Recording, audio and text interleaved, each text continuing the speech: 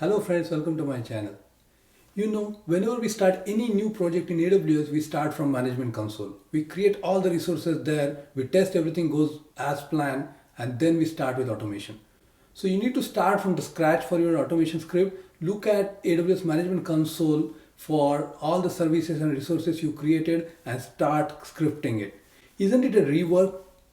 Seeing this, AWS has introduced a great feature in reInvent 2023, which is console to code. So essentially what it does is it uses generative AI in the backend, capture all your actions on management console and gives an option to create a script out of it. There are a few formats, code formats it support, and we'll see it later.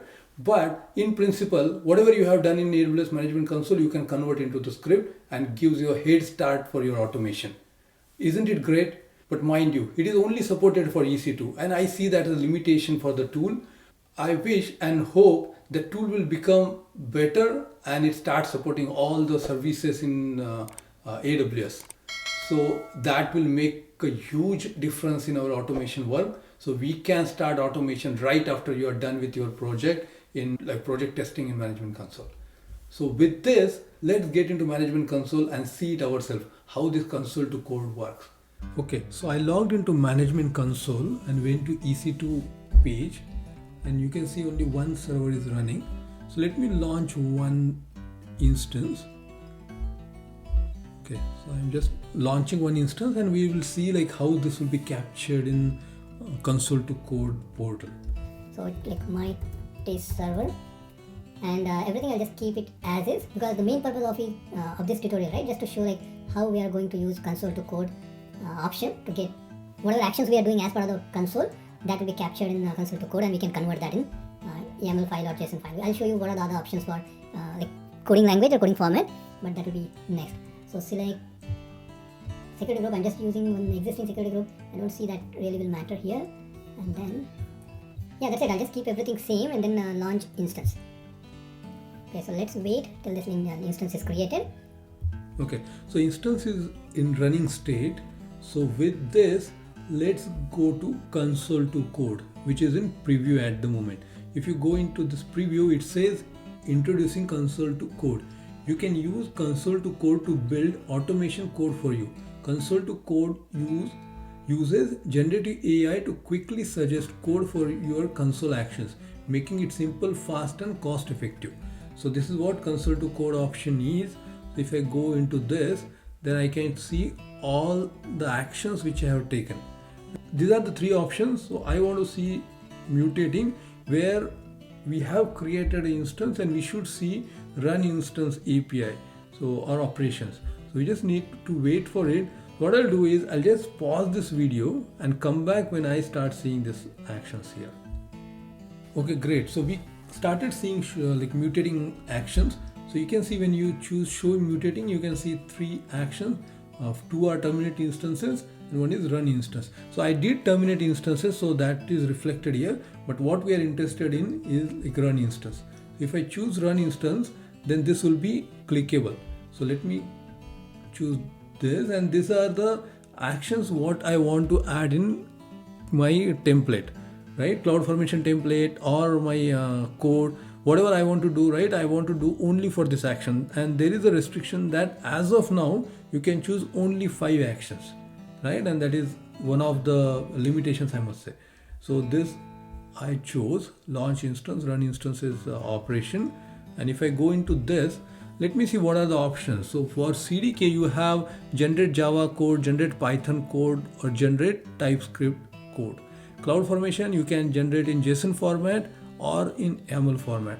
So let me choose YAML, right, because I am interested to get it in YAML format. So let's see how we get this code and how we can use it as our template. So just give it a few seconds and you should be having that code in front of us. Okay, so that's fairly quick. So if you see this, so this is all what we need for creating this resource.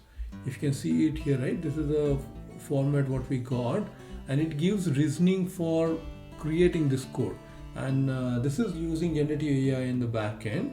So using that, right, it's even giving us reasoning why this particular code is generated.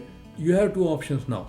You can either copy this code or you can download it and use it as a, for example, YAML file for our CloudFormation template. So for me, I'm more interested to download it.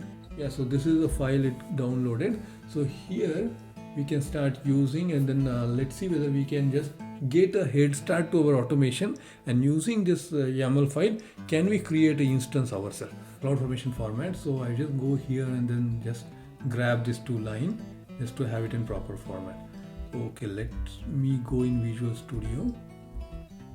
And okay, so I added 2 lines in the beginning and removing this reasoning lines, and this should be your CloudFormation template. I made some modifications so that it works, and this is what I used as a script or template for my stack creation. So let's use this template and try creating a stack out of it. And stack in this case will be EC2 instance. Give some stack name, maybe my server. Click on next, and you keep everything default. Like, we don't need to change anything, just next, and then submit the stack. So once you submit, start creating it. It will be pretty quick because stack is just a EC2 instance. You can just go back and see it's created an instance for us because stack is completed. Great. So EC2 instance is created. So essentially, whatever script we got as part of console to code, we are able to create EC2 instance using that. And I made a few modifications because as is it didn't work, so that you know, but it's pretty much like it's giving a head start for our automation. So let's delete this tab because we don't need it anymore, and we don't want to consume cost for running the EC2 instance. Okay, once you start deleting it, yeah, it's deleted. So just make sure that EC2 instance is not there, it's terminated, and that should be it. The intention for this tutorial is not to talk about like CloudFormation code and how this like code can be changed to make it a usable script, but the intention was to introduce console to code as a new feature to you. I hope you learned something new on this and you liked what you saw. Thank you. Hope you learned something new today. If so, please like this video, share, leave your comment so that I know this content is helping you. Don't forget to subscribe, and that's now. Okay, see you again with yet another exciting tutorial about AWS. Keep learning, keep sharing what you learn, and thanks for watching.